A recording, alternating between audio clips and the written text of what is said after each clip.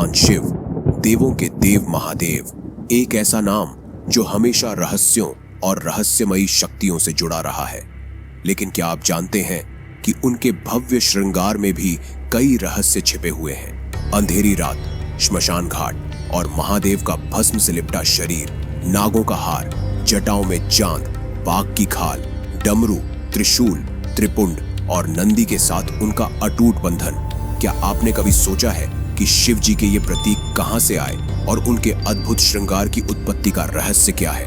आइए आज हम भगवान शिव जी के इन अलौकिक श्रृंगारों के रहस्यों से पर्दा उठाने जा रहे हैं। लेकिन वीडियो शुरू करने से पहले अगर आप सच्चे शिव भक्त हैं तो कमेंट में हर हर महादेव जरूर लिख दीजिए और ऐसे ही वीडियो देखते रहने के लिए हमारे चैनल हिंदू माइथोलॉजी को सब्सक्राइब करें, साथ में बेल आइकन दबाना ना भूलें।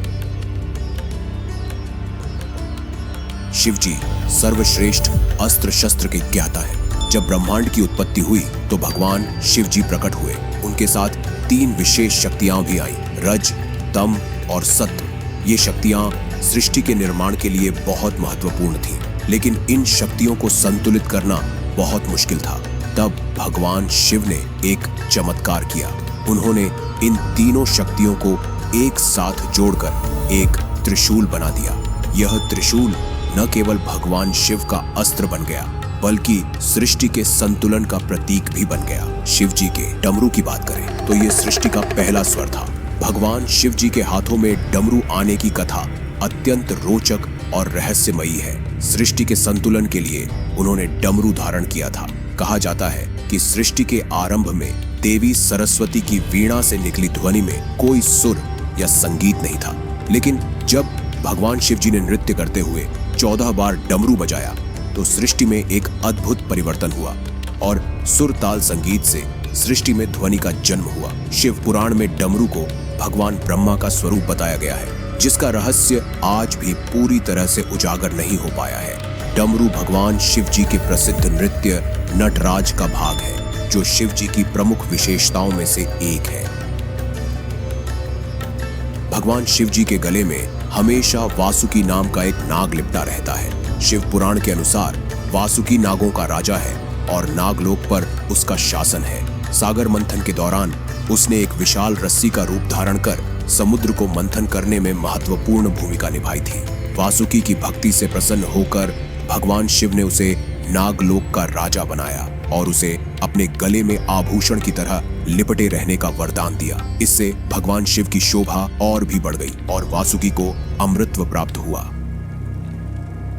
शिव मंदिरों में नंदी की प्रतिमा का होना एक पुरानी परंपरा है। भक्तों का मानना है कि नंदी उनकी बातें भगवान शिव तक पहुंचाते हैं, इसीलिए भक्त नंदी के कान में अपनी मनोकामनाएं फुसफुसाते हैं। कथाओं के अनुसार एक महान तपस्वी आर्षशिलाद ने भगवान शिव की कठोर तपस्या कर नंदी को पुत्र के रूप में प्राप्त किया था। आर्षशिलाद से नंदी को वेदों और पुराणों का ज्ञान मिला, परंतु एक संत ने बताया कि नंदी का जीवन काल बहुत कम है। तभी से नंदी ने भगवान शिव की तपस्या शुरू कर दी। समुद्र मंथन के दौरान जब शिव जी हलाहल विष पी रहे थे तो उसकी कुछ बूंदें गिर गईं, जिन्हें नंदी ने ग्रहण कर लिया था। नंदी के इस प्रेम और लगाव को देखकर भगवान ने उसे सबसे बड़े शिव भक्त की उपाधि दी और साथ ही उन्हें अपना वाहन बना लिया। आज तक शिव जी की पूजा के साथ नंदी जी की भी आराधना की जाती है। शिव मंदिरों में नंदी की प्रमुखता को देखकर ही उनके महत्व का अंदाजा लगाया जा सकता है। मंदिर के मुख्य द्वार पर